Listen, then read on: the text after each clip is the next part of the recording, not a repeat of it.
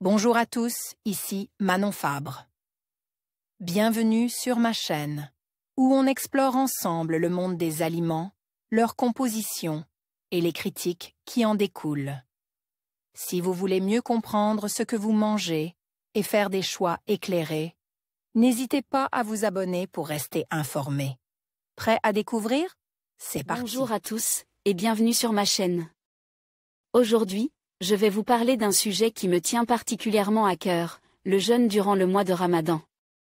Plus précisément, je vais explorer ce que vit notre corps au cours d'une journée de jeûne. Nous allons aborder les différentes phases que traverse notre organisme, les effets sur notre énergie, notre métabolisme et même notre bien-être mental. Si vous vous êtes déjà demandé comment le jeûne influence notre santé physique et mentale, cette vidéo est faite pour vous.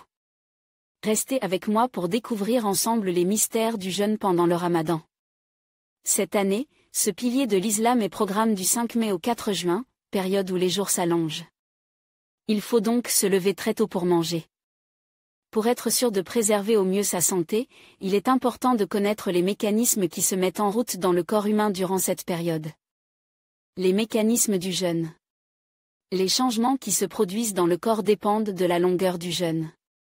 Selon le National Health Service, Grande-Bretagne, le corps entre dans une période de jeûne 8 heures environ après le dernier repas consomme, lorsque l'intestin termine d'absorber les derniers éléments nutritifs.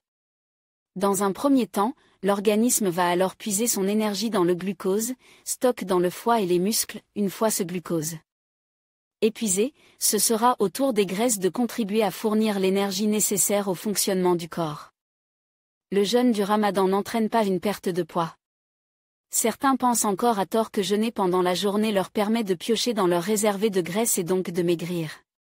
Faux bien entendu, dans le cas du Ramadan du moins, où ce jeûne est rompu chaque soir. À voir aussi vidéo jeûne, comment le corps réagit pendant une période de jeûne vidéo, comment bien se nourrir pendant le Ramadan de l'été. Si dans un second temps, le corps va puiser dans les graisses dans le cadre d'un jeûne, ce mécanisme ne se déclenchait que tardant la journée, proche de la rupture du jeûne. Les réserves graisseuses ne seront donc pas sollicitées suffisamment pour une réelle perte de poids. Elles seront même réformées dès la prochaine prise alimentaire. Ce dernier mécanisme explique donc qu'une rupture de jeûne avec des aliments trop gras ou trop sucre puisse entraîner à la longue une prise de poids, alors même que le sujet a l'impression de très peu s'alimenter, sensation de faim dans la journée. L'importance d'une alimentation équilibrée à la rupture du jeûne. Les jeûnes plus prolongés, de plusieurs jours à plusieurs semaines, déclenchent quant à eux un phénomène dangereux pour la santé. Le corps commence à puiser son énergie dans les protéines, donc dans les muscles.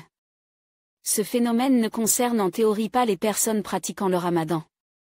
Une alimentation équilibrée en glucides, lipides et protéines pendant cette période permet de rester dans les deux premières phases et de ne pas attaquer les protéines. De plus, si les pratiquants s'alimentent de manière équilibrée chaque jour après de la rupture du jeûne, il n'y a pas de raison qu'ils présentent des carences, commente le docteur Laurence Plumet, médecin nutritionniste. Leur glycémie va baisser dans la journée et ils ressentiront une certaine fatigue, mais ils ne présenteront pas de perturbations métaboliques. En conclusion, le jeûne durant le mois de Ramadan entraîne des changements significatifs dans le corps.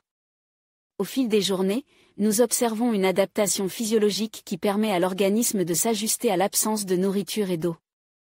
Bien que cela puisse sembler difficile au début, de nombreuses personnes constatent des bienfaits sur leur santé physique et mentale. Il est essentiel d'écouter son corps, de bien s'hydrater et de choisir des aliments nutritifs lors des repas. En fin de compte, le Ramadan est une période de réflexion, de spiritualité et de renforcement des liens communautaires, tout en offrant une occasion unique de prendre soin de soi.